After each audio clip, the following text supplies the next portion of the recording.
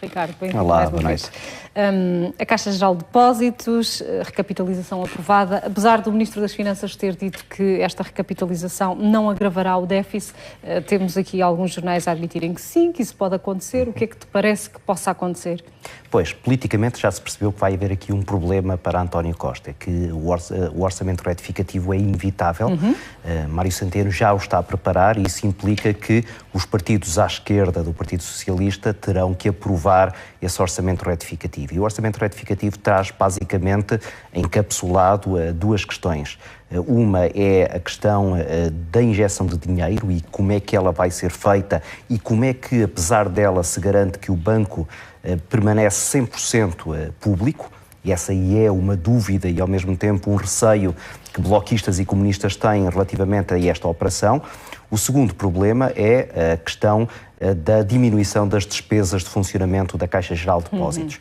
E por isso é que temos ouvido, tanto da boca de Pedro Passos Coelho e também de dirigentes centristas, a questão de saber exatamente qual é que é o custo social desta recapitalização, porque é também inevitável, e Mário Centeno já admitiu, quer saídas precoces de funcionários que estão a atingir a idade da reforma, quer rescisões por mútuo acordo. E isso é sempre visto com enorme cautela por parte de bloquistas e de comunistas que certamente, mesmo estando agora a apoiar este governo, não podem passar impávidos e serenos à margem dessa questão. E, portanto, a partir do momento em que o orçamento retificativo é necessário, isso estará em cima da mesa e essas serão cartas para serem trocadas entre o Executivo e os partidos que apoiam esse mesmo Executivo. Depois, não sabemos até que ponto é que este aumento da dívida se terá repercussões para além da própria dívida, isto é, se não terá realmente uma contaminação naquele que é o déficit já para este ano.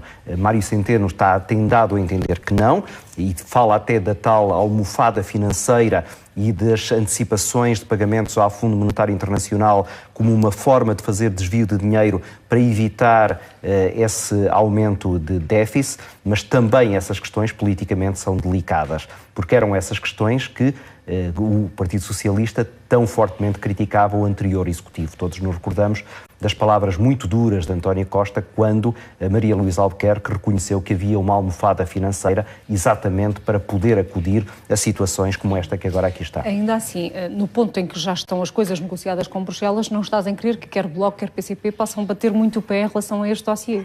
Não obstaculizá-lo, isso não parece que está fora de questão. Agora, que isto servirá como moeda de troca e que as cedências que agora vão ser feitas terão que depois ser pagas de uma outra maneira qualquer, isso para mim parece-me evidente. Tu compreendes a necessidade do Governo ter negociado com Bruxelas sem ter dito nada cá dentro de portas? Já é um hábito, já percebemos que Bruxelas tem uma esfera de influência que obriga muitas vezes os governantes a discutirem primeiro com eles antes de chegar ao Parlamento com aquela que é uma versão para ser discutida internamente. Pedro Passos Coelho já foi acusado disso, António Costa certamente agora também o será e várias vezes. E também até pelos partidos à esquerda, que não olham para isso com grande condescendência. Agora, isso era inevitável, isto é, António Costa nunca conseguiria ter nenhuma solução que pudesse ser aprovada internamente, sem que Bruxelas primeiro desse um sinal positivo em relação àquilo que é a leitura que faz de regras que são draconianas por parte da União Europeia em relação àquilo que é a capacidade que um Estado tem de financiar organismos públicos, que sejam empresas debaixo da tutela do Estado, seja muito particularmente um caso de um banco que tem um papel absolutamente central naquela que é a organização do sistema financeiro português, mas que, tal como há pouco eu referia, é 100% público e, portanto, aqui o cuidado que Bruxelas tem de não permitir que o Estado faça injeção em organismos públicos que depois têm também concorrência privada, é alguma coisa que é muito difícil de contornar. Se António Costa não tivesse negociado isso antes, o que ele quer que seja que ele aqui viesse dizer, acabaria por ter muito pouco valor. Mais preocupante é que me parece que Bruxelas quase que exige isso, isto é,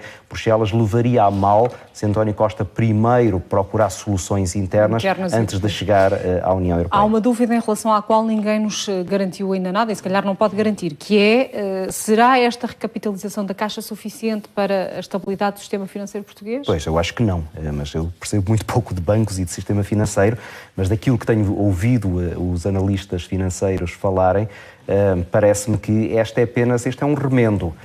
Eventualmente a solução poderia estar na tal banco mau de grandes dimensões de que António Costa chegou a falar, uma ideia que depois acabou por ser afastada, isto é, pegar em tudo aquilo que era crédito mal parado e segurá-lo debaixo de um banco que de alguma maneira amortecesse o impacto de uma série de operações que nós já percebemos que começam agora a revelar-se em muitos dos bancos. Ainda ontem se soube que o Montepio também acumulou uma dívida bastante substancial ao longo dos últimos meses e ele não é, nem de perto nem de longe, o único banco que está com esses problemas. Já tivemos outros que necessitaram de resgate e nada nos garante que num futuro próximo essa situação não se venha a repetir.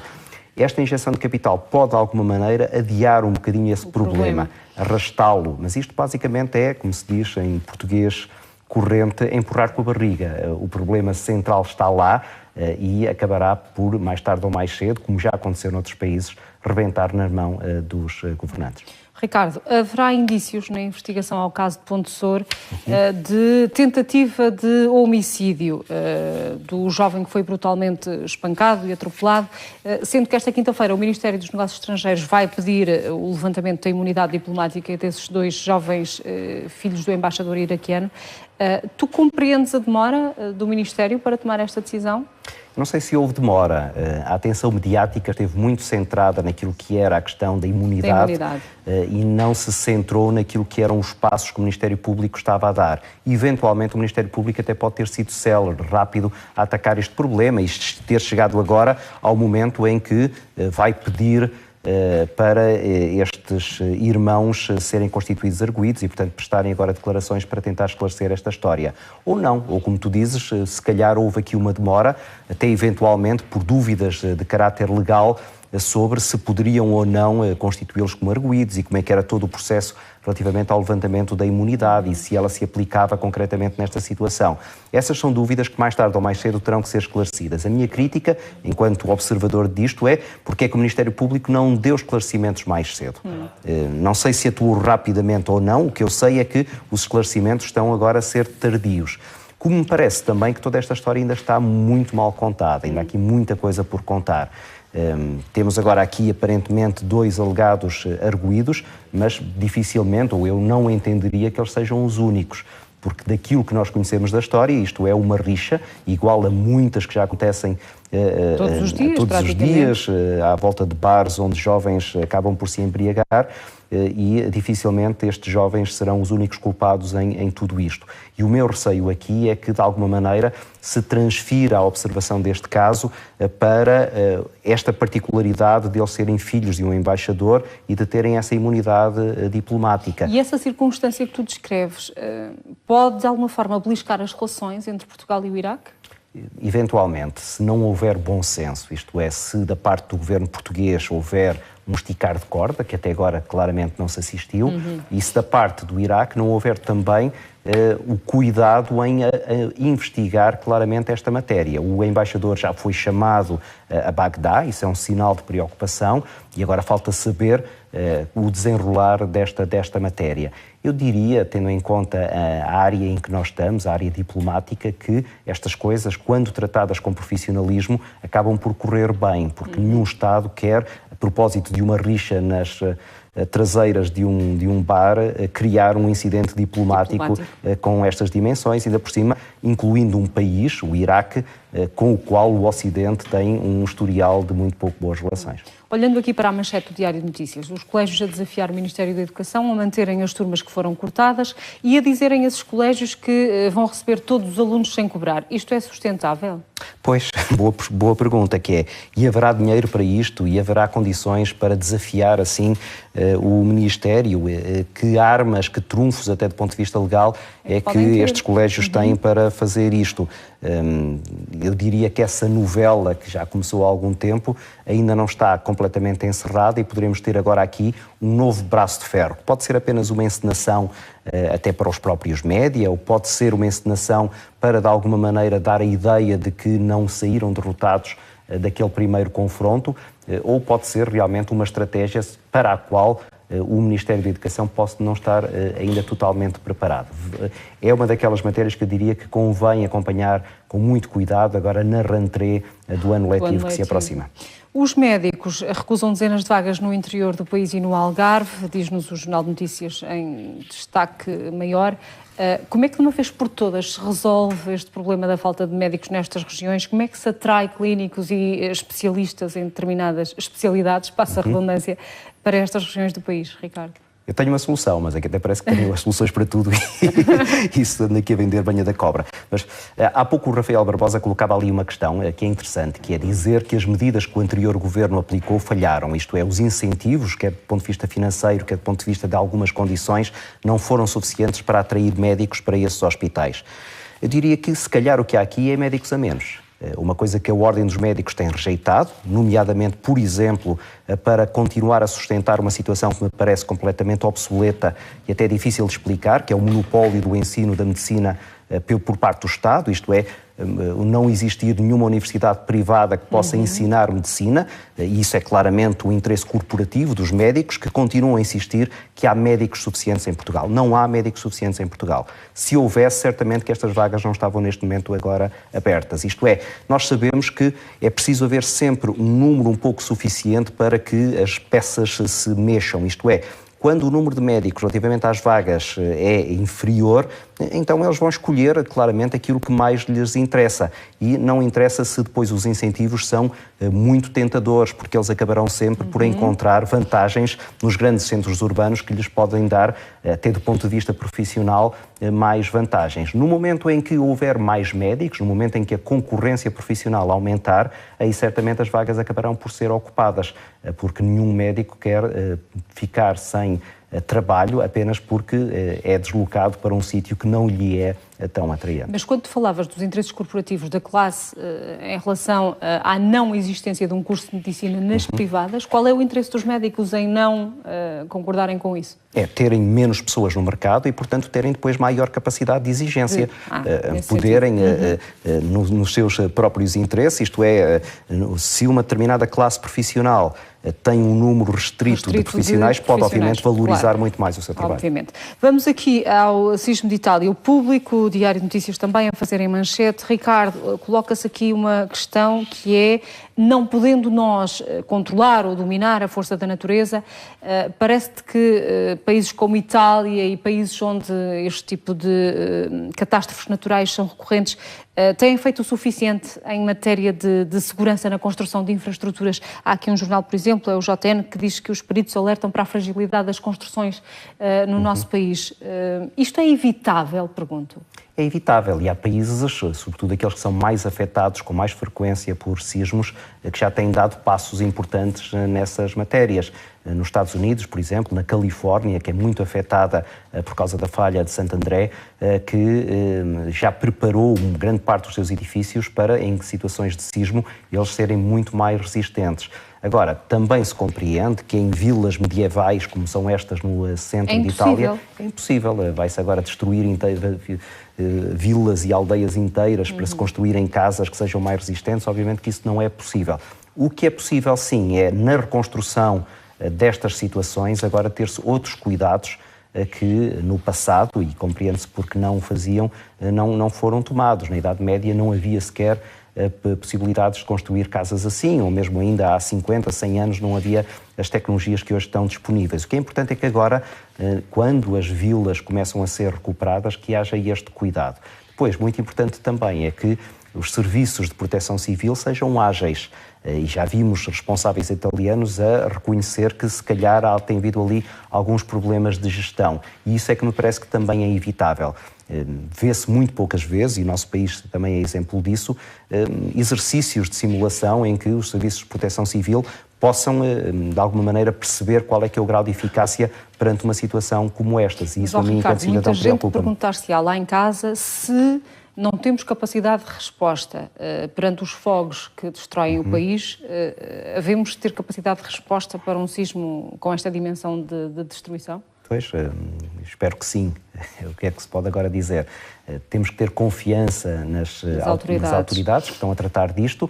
Os incêndios, também é verdade, são às vezes muito mais difíceis de controlar ou de prevenir do que este género de situações, onde, apesar de tudo, podem ser depois, no momento em que elas acontecem, ser explotadas ações com alguma eficácia, por exemplo, para tirar as pessoas dos escombros. Aquilo que se ouvia em algumas das reportagens, nomeadamente que a RTP tem passado, é bombeiros desesperados a dizer que não têm meios materiais suficientes, que não têm alicates, que não têm alavancas para conseguir tirar as pessoas dos escombros. Ora, isso, com algum esforço financeiro, consegue-se obter, consegue-se equipar bombeiros para essas situações e consegue-se mobilizar também militares para estas situações. Outra das críticas que se tem ouvido muito relativamente a este sismo em Itália, que é onde estão os militares? Porque é que eles continuam nos quartéis e não estão a ajudar neste momento pessoas que estão ainda nos escombros na noite que estamos agora a passar? Esta quinta-feira começa o processo de destituição de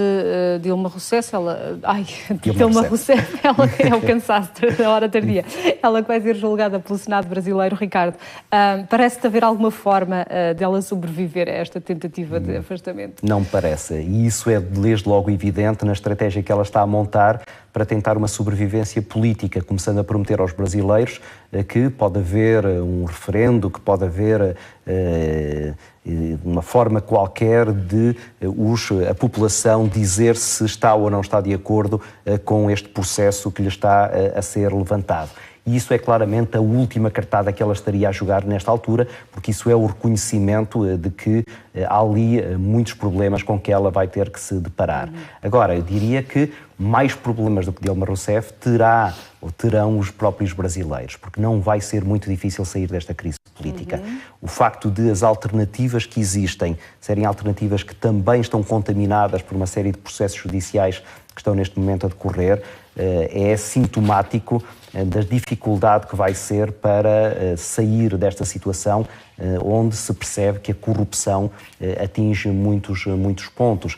E, portanto, encontrar depois alguém que tenha mãos suficientemente limpas para chegar ao poder e dar de alguma maneira uma nova aragem à forma como o governo é gerido vai ser extremamente difícil. Vamos olhar dois destaques da imprensa estrangeira que escolhemos para hoje. Ricardo, do jornal americano New York Times apresentaram um artigo de opinião com o título A Era Pós-Política da Verdade. Vem este artigo a propósito de algumas coisas que foram noticiadas e que levantam esta reflexão. É o caso de estatísticas, por exemplo, segundo as quais 70% das afirmações factuais de Donald Trump eram na sua maioria falsas. É também o caso de argumentos usados no referendo do Brexit, segundo os quais a adesão à União Europeia custou 350 milhões de libras por semana, mas não se explicando que dinheiro foi recebido em troca. Em suma, Ricardo, este artigo de opinião será uma espécie de alerta para a manipulação da informação? Sim, nós estamos numa era em que a coisa mais fácil de encontrar são informações, factos. E eles são tantos que as pessoas acabam por ficar afundadas neles. E aquilo que elas precisam já não é dos factos para se segurarem, precisam de alguém que as ajude a compreender os factos e precisam de alguém que transforme esses factos ou informações em conhecimento. E aí é que entra a manipulação. E depois é extremamente fácil manipular a informação. O Churchill tinha uma frase muito interessante que dizia na política há duas formas de mentir. Uma é não dizer a verdade, a outra é falar em números. E ele tinha noção completa de que quando se começa a falar em números, as pessoas são muito facilmente induzidas em erro e os políticos cada vez mais começam a tirar proveito disso. E quando percebem que as pessoas estão completamente soterradas em factos, então começam a tentar dar-lhes narrativas para esses factos, que de alguma maneira induzem as pessoas depois a opções que são completamente distorcidas daquela que é a realidade. E este é um perigo para o qual as democracias têm que estar muito atentas. O jornal francês Le Monde recupera a polémica em torno de uma mulher vestida com uma túnica e um turbante azul que foi abordada por polícias numa praia de Nice, em França. Afinal, ela não usava burkini, usava uma burca. É um episódio que correu o mundo, gerou controvérsia e foi mal interpretado. Porquê, Ricardo? Pois, isto é uma espécie de defesa francesa, isto aparece num jornal francês e é sobretudo uma tentativa de defender defender a imagem de França perante o olhar que a imprensa internacional está a fazer. Então o que o jornal Le Monde faz é fazer uma espécie de rastreio, sobretudo de jornais ingleses que foram extremamente duros em relação a esta matéria, mas também jornais americanos, e dizer que, é verdade, eles têm alguma razão relativamente àquilo que são as reações a pessoas que são de culturas diferentes, mas que está a haver ali algum exagero e manipulação, e que, nomeadamente, as fotografias que foram depois distribuídas um pouco por todo o lado eram fotografias, imagens que distorciam a base factual, que era a crítica dos polícias não terem deixado de usar o burkini. Ora, aparentemente, a senhora que estava naquela praia em Nice não estava com burkini, estava com uma burca, acabou por tirá-la, mostrar que tinha esses fatos e que